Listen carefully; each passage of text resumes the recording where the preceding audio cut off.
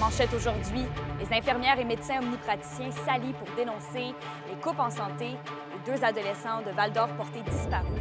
TVA Nouvelles commence maintenant.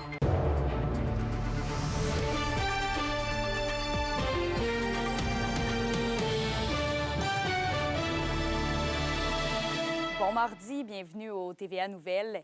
Donc, on commence en santé. Les infirmières et les médecins omnipraticiens de la région sonnent l'alarme.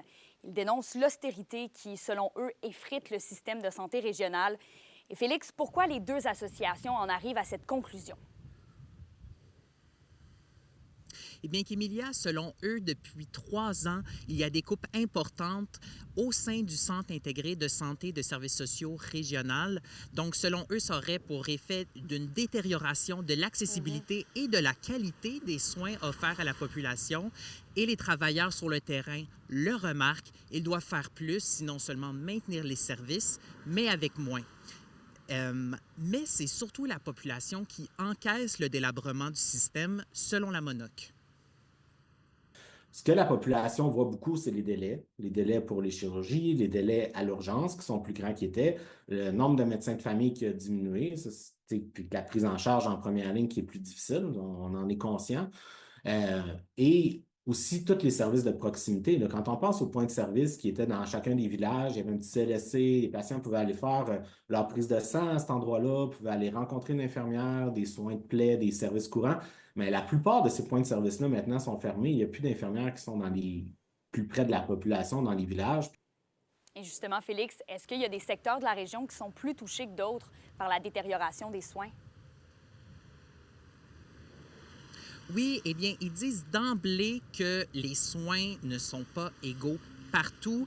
Par exemple, au Témiscamingue, ils disent qu'il manque de médecins de famille et de professionnels de la santé au sens plus large. Ensuite, en Abitibi-Ouest, où selon eux, la moitié des lits en hospitalisation et en soins intensifs ont été coupés dans les dernières années. Alors, les deux associations s'inquiètent de l'avenir des soins de santé en région. La région a un sous-financement chronique en santé, mais si vraiment on exige au SAP de revenir à l'équilibre budgétaire, bien, il va y avoir énormément de services qui vont être coupés, là. Fait on est déjà à un point où les services ont été coupés dans les dernières années, puis là, on nous dit, il faut revenir à l'équilibre budgétaire, il va falloir en couper encore d'autres. Et c'est là qu'on est inquiet, et c'est là qu'on veut exercer une surveillance, là, puis qu'on s'est discuté, moi puis M. Blais de la FIC, pour dire, là, il faut faire attention, on est déjà à un niveau minimal de service. On ne peut pas se permettre d'en perdre beaucoup plus. En terminant, qu'Emilia, les professionnels de soins en santé et les médecins de famille revendiquent notamment une fin immédiate des coupes budgétaires et l'embauche de ressources humaines suffisantes. Et aussi, nous sommes toujours en attente d'une réponse, d'une réaction du ministère de la Santé du Québec. On continue de suivre le dossier tout au long de la journée. Merci, Félix. Je vous en prie. Et on poursuit avec deux adolescents portés disparus à Val-d'Or. Le premier est Ethan Piché, âgé de 16 ans. Il a été vu pour la dernière fois vendredi dernier près du boulevard Forêt. Vous pouvez voir une photo de lui à l'écran. Il mesure 5 pieds et 5 pouces, pèse 140 livres. Il a les cheveux et les yeux bruns et ses proches ont des raisons de craindre pour sa santé et sa sécurité. Et la Sûreté du Québec demande aussi l'aide du public pour retrouver Milan Jean, 15 ans, toujours de Val-d'Or. Il a été vu pour la dernière fois vendredi dernier près du boulevard Forêt. Il mesure 5 pieds 10 pouces, pèse 130 livres, a les cheveux et yeux bruns. Et la dernière fois qu'il a été vu, il portait un manteau noir, un pantalon jogging noir et des souliers blancs. Donc, toute personne qui croit apercevoir les adolescents doit contacter le 911. Et la Ville de Malartic a annoncé ce matin les évolutions de la deuxième phase de son projet de revitalisation de son centre-ville. 4 projets ont été sélectionnés pour cette deuxième phase, soit le magasin Rona, le siège social d'ASDR, ainsi que 2 immeubles résidentiels. Les travaux de la phase 2 devraient commencer au printemps prochain. Et à noter aussi qu'une période d'inscription est également actuellement en cours dans le but de soumettre des idées de projet en vue de la phase 3. Autre sujet maintenant, Glencore ne confirme pas l'abandon du projet de modernisation à Eris qui vise à moderniser la fonderie Horn à Rouyn-Noranda afin d'en réduire ses émissions.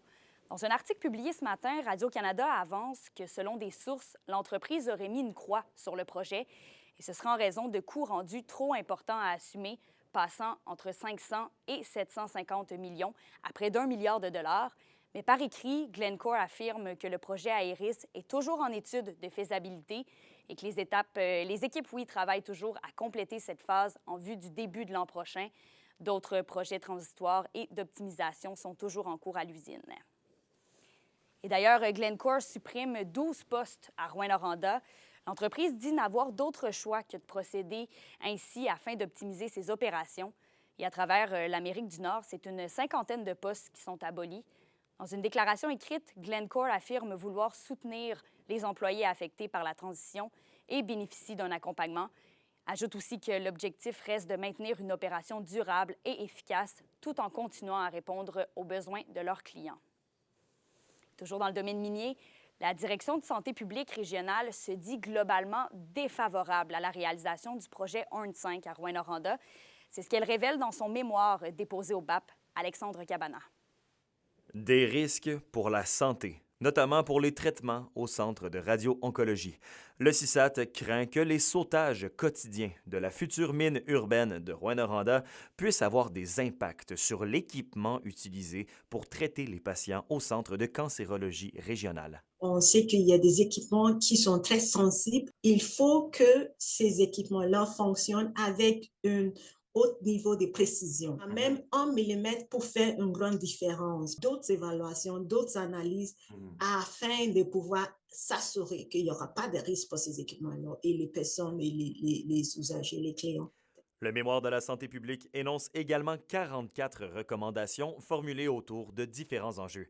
Entre autres, le CISAT demande au ministère de l'Environnement que les impacts et les enjeux sismiques sur les équipements soient évalués pour exclure tout risque, que de nouveaux schémas et une modélisation du projet minier d'une profondeur de 2000 mètres soient réalisés et que le ministère de l'Environnement exige qu'aucun sautage soit fait durant les heures de fonctionnement de l'appareil de radiothérapie. Mais les informations, les documentations que nous avons consultées et les recherches scientifiques que nous avons faites nous laissent croire qu'il y a encore d'autres analyses qui peuvent être faites afin de réduire le risque. Parce que pour nous, ce serait difficile de dire qu'on a accepté qu'il y a une mise en place d'un projet qui va mettre en danger la vie de notre population. Selon la direction de la santé publique, l'activité minière de ce projet est tout simplement incompatible avec les périmètres urbains.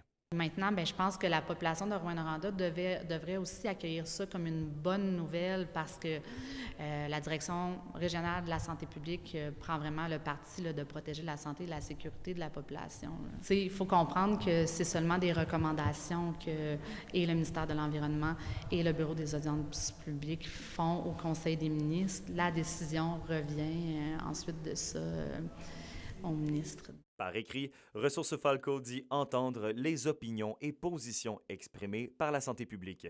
À ce sujet, un expert indépendant aurait été mandaté afin de revoir un rapport complet sur ces questions et l'expert confirme les conclusions présentées par Falco. Un travail du BAP actuellement toujours en commission sur le projet Horn se termine à la mi-décembre. Le verdict est attendu au tournant de l'année 2025. Alexandre Cabana pour RNC Nouvelles. Et toujours à Rouyn-Noranda, c'est ce matin qu'a eu lieu le lancement de la 28e édition du Téléthon organisé par la Ressource pour personnes handicapées de l'Abitibi-Témiscamingue et du nord du Québec. Cette année, c'est Jean-François Moreau, président de Moreau, qui sera le président d'honneur de l'événement. Le Téléthon aura lieu le 26 janvier prochain. Reportage complet de Sita Anne-Julie Labrec au TVA 18h. Ailleurs maintenant, la MRC de Témiscamingue souligne le décès de l'ancien maire de Témiscamingue, Philippe Barrette, à 92 ans, survenu dimanche. Il a œuvré pendant près de 28 ans dans différents rôles politiques dans la municipalité, notamment au sein du conseil municipal et ensuite comme maire de la ville. Il a aussi été préfet de la MRC de Témiscamingue. Dans un communiqué, la MRC est d'avis que l'homme a su rallier les appuis nécessaires pour faire avancer les dossiers importants du territoire. M. Barrette a contribué, entre autres, à la création du Parc national d'Opémican. La question du jour TVA, une présentation de Mobilier Bélan qui vous offre depuis plus de 50 ans un service de qualité et un grand choix de matelas mobilier électro au prix compétitif que vous recherchez.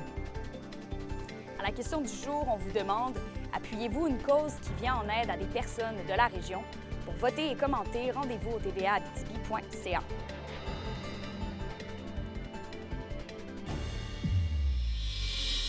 On va maintenant parler de la 10e finale régionale centralisée des Jeux du Québec. Plusieurs municipalités du Témiscamingue vont présenter différentes disciplines sportives à l'événement qui va se tenir du 31 janvier au 2 février prochain. On parle de Ville-Marie, Lorrainville, Notre-Dame-du-Nord, Saint-Bruno-de-Guigues et Témiscamingue. Donc, au total, c'est 14 différentes catégories de sport qui vont être présentées. Quand on pense au patinage artistique, au curling ou encore au ski de fond. Une conférence de presse avait d'ailleurs lieu ce matin à Lorrainville pour y présenter notamment l'affiche et le slogan de l'événement.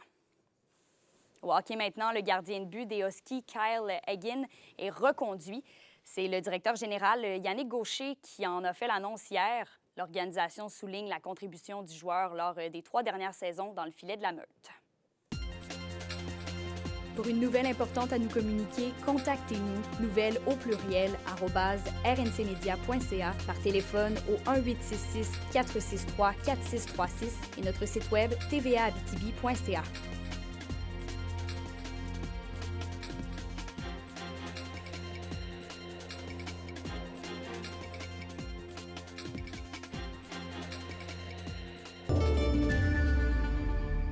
À la météo aujourd'hui, on aura encore un petit peu de neige. En Abitibi, la neige devrait cesser en après-midi et le ciel sera dégagé par la suite. Il va faire un maximum de -2. Et pour le Témiscamingue, il y aura aussi un dégagement tard cet après-midi, maximum -1 degré Celsius. Et pour ce soir et cette nuit, plus au nord, on aura quelques nuages, minimum -10.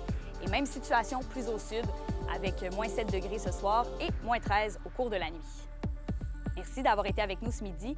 Au bulletin de ce soir, on aura le boxeur Gabriel Ali Ndiaye en entrevue, le Rouyn-Norandien qui a remporté les Jeux olympiques scolaires. D'ici là, passez une belle journée.